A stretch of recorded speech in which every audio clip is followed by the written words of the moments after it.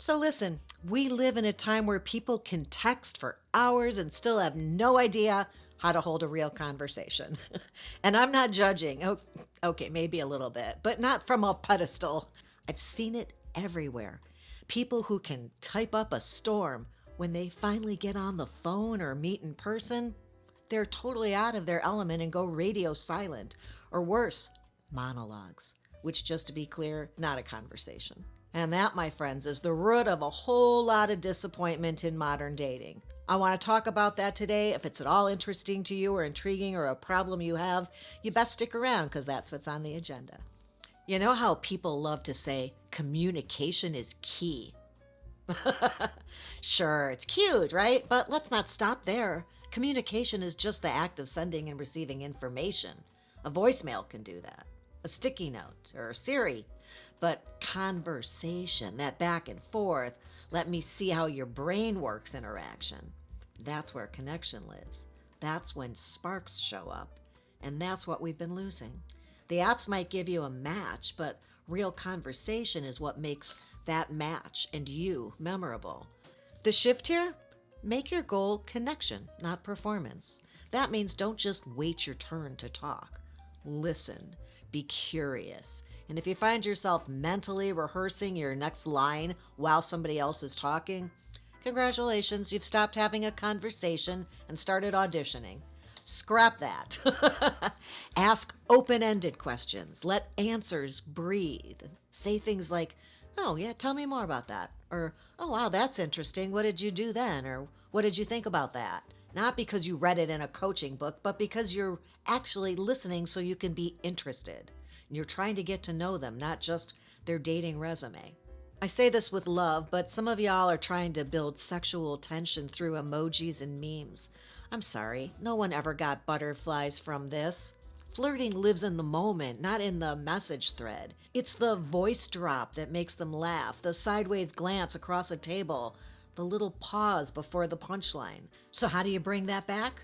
Try low-pressure check-ins. I'm talking quick phone calls where the only agenda is playfulness or teasing, or a FaceTime chat that isn't just about confirming plans, but in order to get their feel for their vibe or their energy.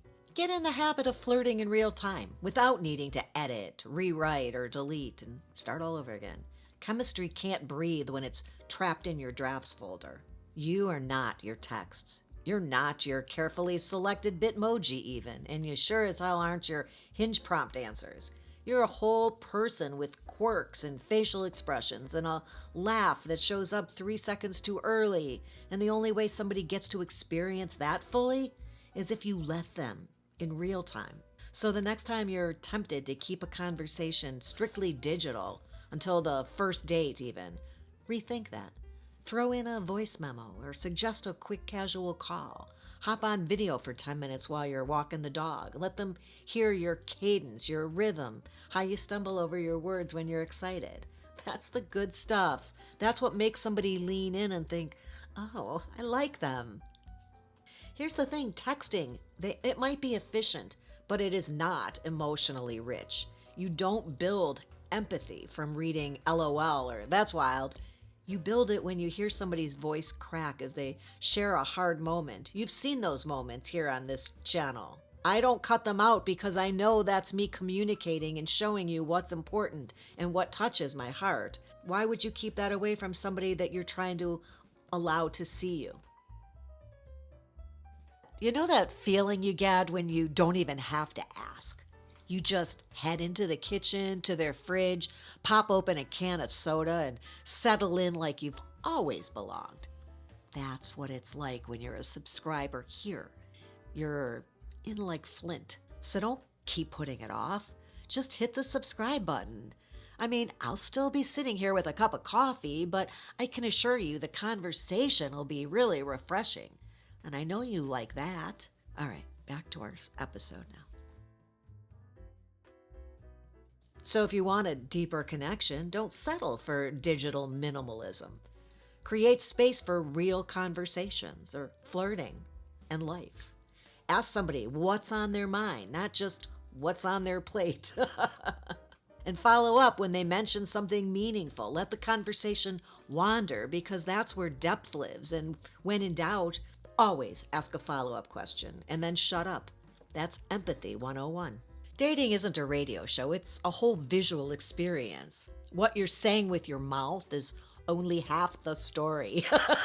The rest is in your face, your posture, your energy, your eyes, most likely. Unlike any skill, reading and showing body language takes practice. So don't wait for dates to work that muscle. Start by interacting with people out in the wild, as I say, right? I'm always telling you, talk with the barista, make eye contact with the cashier, practice the tiny things, nodding, leaning in, smiling with your eyes. Get out of your own head and be in the moment. And the more you're at ease in those situations, the more confident you come across. Confidence is what we're looking for because that's what helps you to communicate. Some of you are out here trying to land punchlines through text, and it's just not working. Sarcasm doesn't land when you're typing in a vacuum. And don't get me started on the confusion between dry humor and emotionally unavailable.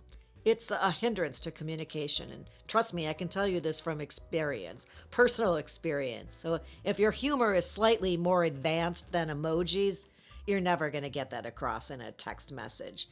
So if wit is your thing, let people hear it. Say it out loud. Deliver the line. Let them catch your smirk and hear your timing and feel the rhythm of your banter. Humor isn't just a bonus. It's often the glue. So if you're funny, be funny in 3D. Give them the full stand-up set, not the closed caption version. If they don't get it, that's feedback, you know? But if they do, that's a spark. I know. Making a call in 2025 feels like walking into a saloon with a duffel bag full of cassette tapes. But you know what? That move sends a message. It says, I'm confident enough to use my voice. It says, I ain't afraid of being known in real time. And that's kind of hot. Calling doesn't have to mean long, awkward conversations. It just means you're comfortable with being direct. You don't need 10 minutes to write something that should take 15 seconds to say. And let's be honest, if somebody thinks a 5-minute chat is too much, what exactly are they going to do when life gets real? When something comes along that's hard? When a misunderstanding happens? You never can handle that with a text. So make the call. Use it as a little test. Can they show up in the moment or not? If they can't handle that tiny bit of vulnerability, maybe you've just saved yourself some time. We're more connected than ever, but also lonelier than ever, and I don't think that's an accident. People are mistaking proximity for intimacy and then wondering why their relationships feel like empty calories. The fix isn't complicated, it's human. Be the person who values real interaction. Be the person who's not afraid of a pause or a phone call or an awkward laugh. Show up fully, because conversation isn't just how we date, it's how we relate. And if we want dating to feel better, we need to bring talking back. Start with one small thing, one 5-minute call instead of a text, one moment of eye contact instead of checking your phone, one conversation that's a little less polished and a lot more real, because that's where connection is. That's where you want to be. All right, I hope you found that interesting or helpful. If you did, you might want to check out this episode. It's sharing with you some things you might want to say if that doesn't come naturally to you. But hey, before you go, says my mother, my little mama, can you give her the thumbs up, please? She's got her remote wrapped in saran wrap and her cozy chair on lockdown, and she's not budging until the likes start showing up. So please do that, and then don't forget to subscribe, unless you prefer your love life served in broken texts and disappearing Snapchats. I appreciate you hanging out with me today, and until next time, have a good one.